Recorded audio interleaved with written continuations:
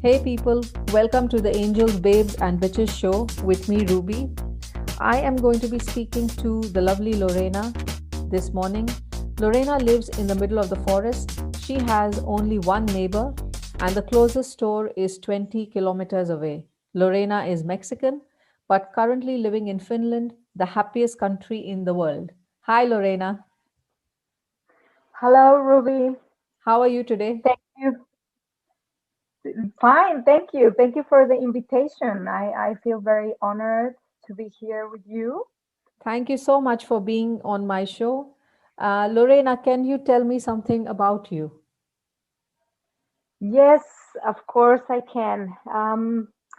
Well, um, my name is Lorena, and a free and wild woman, and I love nature, and I care much about protecting mine and other women's natural instincts, and I love to grow my vegetables and to have my garden and to be close to nature. I am a mother of two children, and I feel a big responsibility of raising my children with love and freedom and respect. And that is why also we decide to live in nature.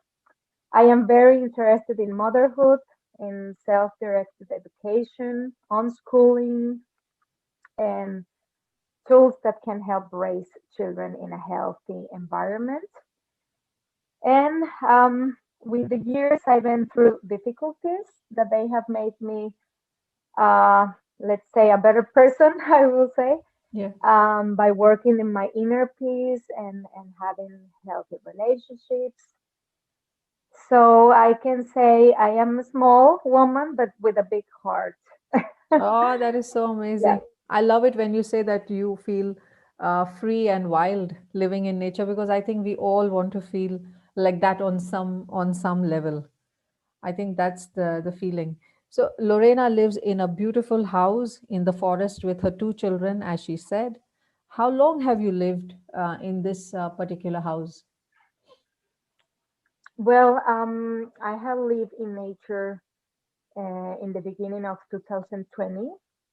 I left the city, my work, my house, everything, and I started a new life in nature, in the forest, without any bills to pay. I started a life in a cottage without running water, without washing machine, with dry toilet outside, but with a lovely lake in the front of us and a lot of nature around us.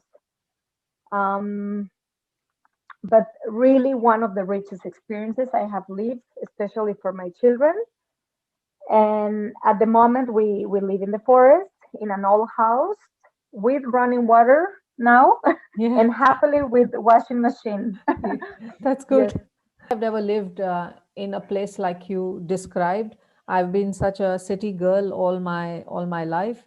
What more can you tell us about this place that you're living in?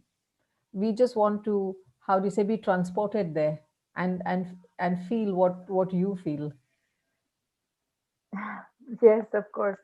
Yes, Rulia, and I understand what you say because I was also living in the city before, but I suddenly in I had this fast life, and and I decided to have a slow life and like kind of like just jump out of the train and change everything. So okay, we live in the forest, like I said before. We only have one neighbor, and the first um, town, it's 20 kilometers from here. So we are surrounded by trees and lakes. You don't hear any noise. Now it's a beautiful silence since it's winter. And near our house, there is a river with a small fall, and you can see beautiful sunrises and sunsets, especially in the summer. It's amazing. And you can hear only birds singing and woodpeckers. And in summer and autumn, we're surrounded by different kind of berries that you can go and pick it up, mushrooms, and my house, your house, it's an old house, and yeah, we love it here. We are really happy here. I hope you can come one day and visit us. Yes, that was going to be my next question. When can I come and visit you in this almost small paradise? But yeah, Yes, of course, of course. yes, at some point in the summer, it will be amazing to travel there. The first time we spoke, you mentioned that your kids had a great time in the summer when you moved to this house as they were initially homeschooled. How was life for them in the summer, or how is life for them still right now? Yes, well, my children have been unschoolers for many years, and so when we decide to go and live in nature, we decide to use the tools that we have learned about self-directed education and agile tools for making agreements between the children. So we use a tool that's called Kanban. I don't know if you have heard about it, but it's a tool that we use to set the day. So in the mornings, in breakfast, we were planning the day, and the children decided what they wanted to do or learn that day, and we were setting a time for each activity. So we did so many things, and the first class we made, for example, was first aid, and they learned basic things but so valuable, like working wood or washing by hand their underwear. Yes. They never did that before, and we needed to administer the food since the next store was 20 kilometers away. So we were cooking, we were making bread, growing our own vegetables, and fishing, and the children learning all this. And of course, administering their candies, for example. Yeah. So, as a child, being part of the process um, leaves knowledge for all their life. Like, imagine we buried or excrement. It sounds terrible, Yeah. but and funny, but they will never forget this. Like they really experiment the process of many things that we didn't experience in the city. Yes, I can just imagine. I mean, living in nature in peace and quiet is one thing, but growing your own food, washing your own food because you don't have a washing machine or a dishwasher, and really burying your own poop, for a better word, um, is I don't think this is for everyone at all, and for a child to do that, it's really a very good life skill, I think, to learn that you can survive almost anywhere if you can do these things. And in this modern world, most of our kids don't experience this in many countries. We don't have this kind of experiences at all. So it's amazing that your kids have had this experience after being in Finland for the last year or so. Do you have any like funny stories, about living in nature? Yes, yes, I do. And I just told you one that Yeah. we needed to make the hole for birds or poop. Yeah. That was very funny. Um, since we had, a dry toilet for only doing poop, uh, we peed outside in the forest for 6 months. So we Wow. really developed the ability of doing pee and avoiding at the same time to get bitten by thousand mosquitoes, especially in the summer. Yeah. It's so funny how we really, like experience the ability of doing other things that you're not used to, like in the city when you're like in a proper toilet. Yeah. And so also after being there in nature without running water, and so the first time my daughter went to a public toilet, she Yeah. didn't know anymore how to use it. Oh my It was God. very funny because yeah, because like like flushing the toilet and all these kind of things that we didn't have in the forest. And my daughter was like, "Mom, where's the light? Mom, what should I do? Where's the where should I flush the toilet?" And I was like, "Oh my God, you're forgetting everything."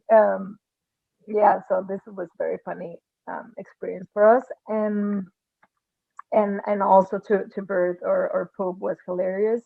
My daughter was putting in her nose some kind of like thing in the nose not to smell, and it was just we made it a video about it and to explain to people how we do it.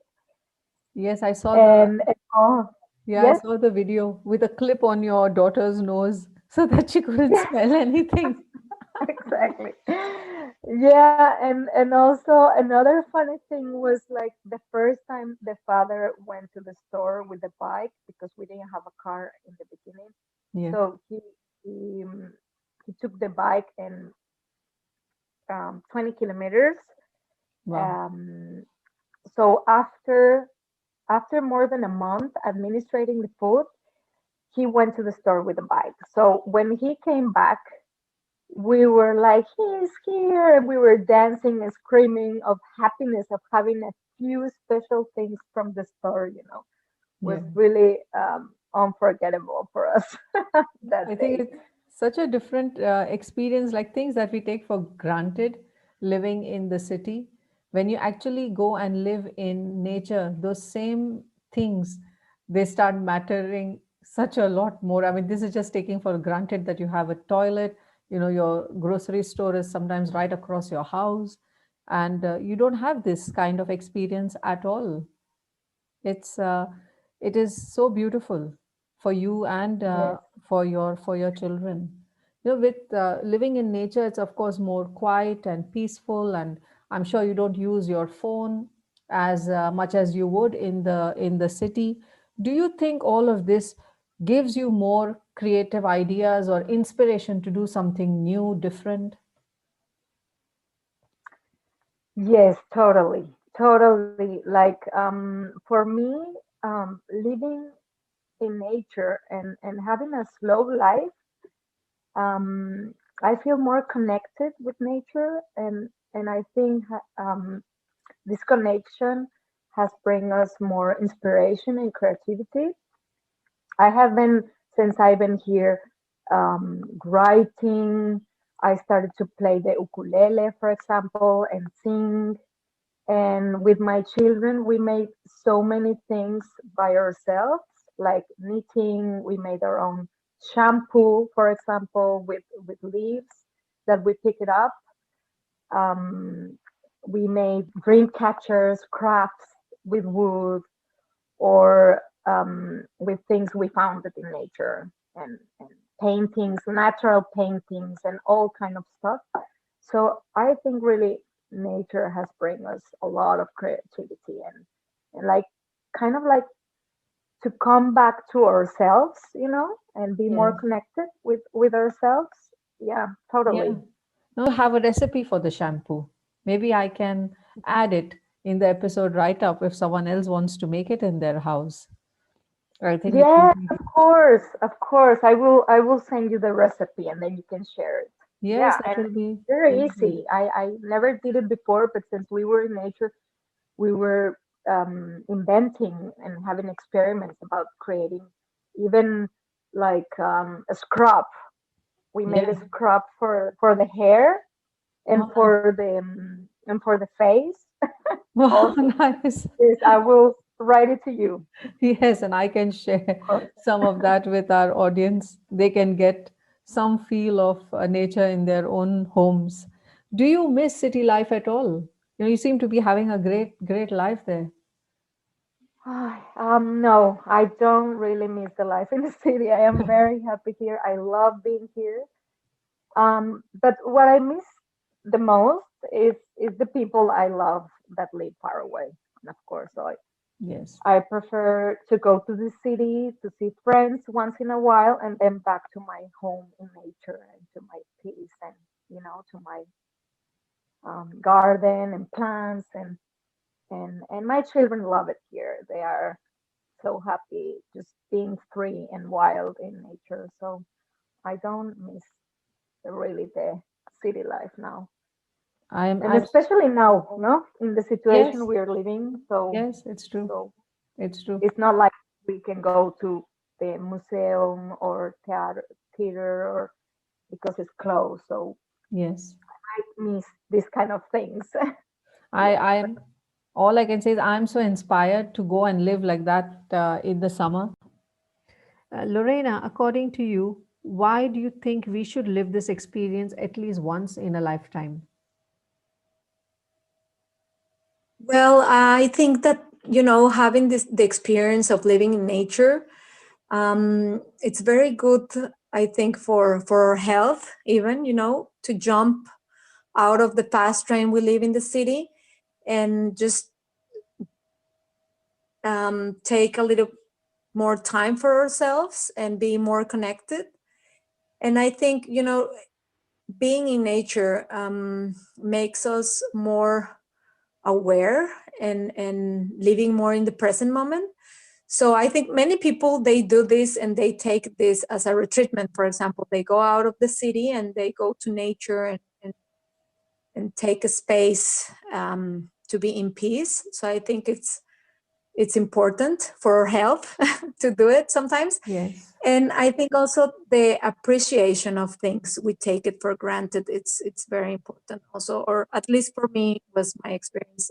I learned this.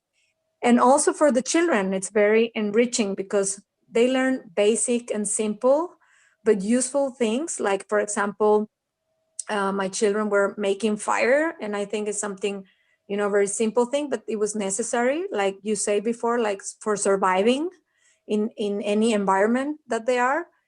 And also being part of different process, like the time that takes to have your food in the plate. For example, some children in the world think the food comes from the supermarket. So, for example, I will tell you a story about my son.